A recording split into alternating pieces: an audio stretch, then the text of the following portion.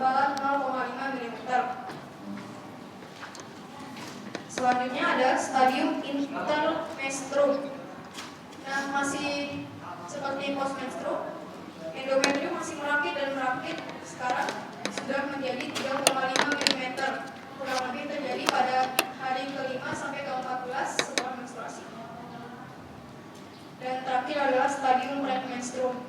Pada waktu ini, jika memang terjadi pembuahan, maka akan terjadi kehamilan.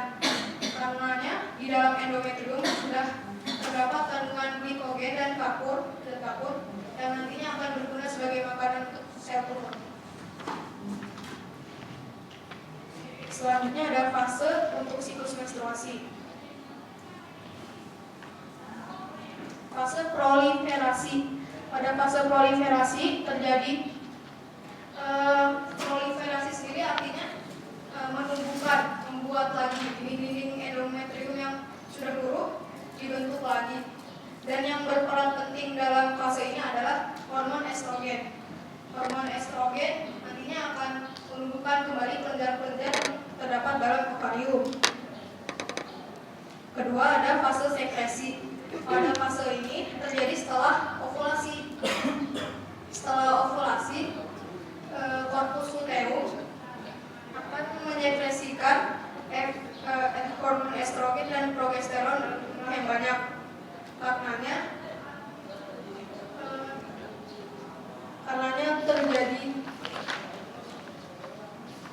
Karenanya dinding rahim akan menebal dan siap untuk menerima jika ada sel telur yang sudah dibuahi. Selanjutnya ada fase pramenstruasi. Pada fase pramenstruasi, bila tidak dibuahi, maka endometrium dengan korpus luteum akan berdegenerasi, yang artinya hormon progesteron dan hormon estrogen akan menurun.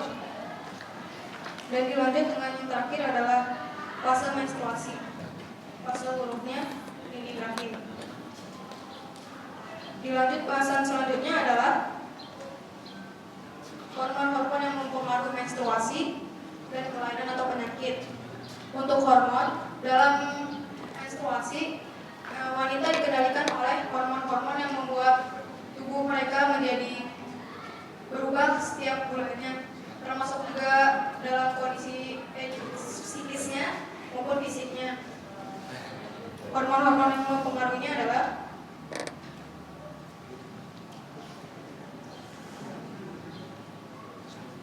GnRH atau gonadotropin releasing hormone. Dia dihasilkan oleh hipotalamus yang berada di dalam pusat kita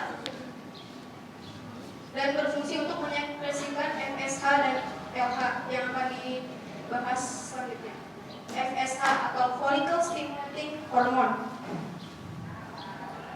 dan luteinizing hormone. Sebenarnya dua hormon ini hampir sama kerjanya. Cuman untuk yang FSH dia akan merangsang indung telur untuk melepas folikel-folikel yang sudah ada sel telurnya. Dan jika folikel-folikel ini dilepas, maka akan menghasilkan estrogen. Dan untuk LH sendiri dia akan memecah sel telur itu, dan tentu saja setelah sel telurnya lepas, maka estrogennya akan keluar dan secara bertahap akan membangun produksi progesteron. Selanjutnya ada estrogen dan progesteron. Keduanya juga hampir sama, yaitu untuk mempercepat laju pertumbuhan endometrium atau dinding rahim.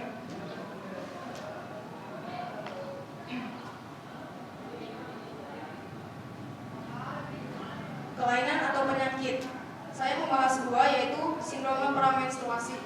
Ini biasa sering terjadi pada remaja pada umumnya, seperti perubahan mood, terus rasa depresi, terus nyeri pada dada dan pada perut. Kemudian yang kedua adalah sindrom pas menstruasi, dibagi menjadi 3. Dysmenorrhea. Dysmenorrhea mungkin terdengar asing di telinga kita, tapi sebenarnya ini adalah sebutan lain untuk nyeri haid.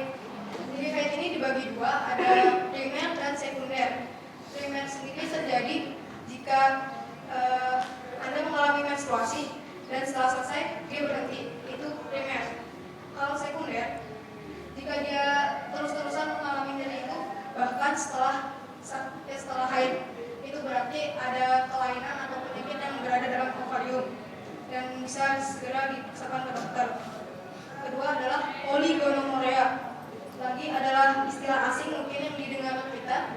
Ini adalah sebutan lain untuk yang tidak teratur haidnya. Jadi bagi yang haidnya mungkin 2 bulan sekali gitu, mungkin saja terkena penyakit ini. Sebenarnya untuk tidak teratur itu sebenarnya wajar, tapi hanya dalam tahun pertama menstruasi atau tahun terakhir, yaitu saat akan menopause. Terakhir ada amenorrea. Amenorrea ini untuk yang wanita-wanita yang jarang mengalami menstruasi, seperti sekitar 6 bulan sekali. Ini sangat berbahaya karena bisa mengurangi kemungkinan seorang wanita untuk hamil dan mempunyai anak. Saya menambahkan ada menstruasi ditinjau dari segi agama. Jadi bukan hanya menstruasi saja sebuah rintangan yang wanita harus hadapi, tapi juga banyak hal lain seperti melahirkan dan menyusui dan lain-lain. Jadi penting bagi kita untuk selalu menjaga dan melindungi wanita dan jangan pernah menyakitinya, karena wanita adalah makhluk yang sangat sempurna. Lanjut lagi ke metode penelitian. Objek penelitian dan sumber data. Objek yang saya teliti adalah tentang pengaruh menstruasi pada lingkungan belajar dan juga kegiatan sehari-hari siswa SMA Mutiara Bunda. Sumber data yang saya ambil berupa artikel, jurnal, buku, dan lain sebagainya. Teknik pengumpulan data. Saya menggunakan 2 cara, yaitu studi pustaka atau studi untuk mengambil dan menelaah data-data yang saya temukan dari berbagai sumber dan digunakan untuk memecahkan masalah yang saya tulis. Yang kedua ada survei. Saya menyebarkan angket sekitar 38 dan terdaftar sebagai berikut. Bisa dilihat. Lanjut ke berikutnya. Pembahasan. Responden yang saya pilih ada 38 siswi yang terdiri dari yang ada di antara 92 orang siswi Mutiara Bunda, tersebar dari level 1 sampai 3. Ada interupsi sebentar. Waktu itu semakin lagi di efektifnya. Pengetahuan responden tentang sindroma pramenstruasi. Jadi dipercepat saja ya. Berdasarkan angket yang saya terima, hanya sekitar 73% mengakui dia tahu apa itu yang namanya PMS. Tapi ternyata cuma tahu itu PMS, nggak tahu apa itu kepanjangannya atau bagaimana segalanya. Jadi hanya sekedar istilahnya saja. Kemudian dampaknya bisa dilihat yang paling tinggi adalah pada perubahan suasana hati. Jadi bagi wanita yang mengalami PMS, kebanyakan dari mereka mengalami mood swing. Selanjutnya, pengaruh pasca menstruasi terhadap responden. Ini ternyata tidak terlalu berpengaruh terhadap proses belajar mengajar siswa di kelas. Tapi bagi 42% yang menjawab iya, mereka berkata bahwa ya, menstruasi itu sangat mengganggu pembelajaran mereka di sekolah, terutama pada nilai-nilainya. Terakhir ada simpulan. Jadi kesimpulannya, menstruasi adalah sesuatu yang setiap bulan dilalui oleh wanita dan itu setiap orangnya mengatasi dan menanggapi hal itu dengan cara yang berbeda-beda. Dan seperti yang telah saya simpulkan sebelumnya di angket-angket yang saya sebarkan. Sebentar. Ini yang paling pentingnya, Jody. Sorry. Jadi setiap manusia itu harus mengalami yang namanya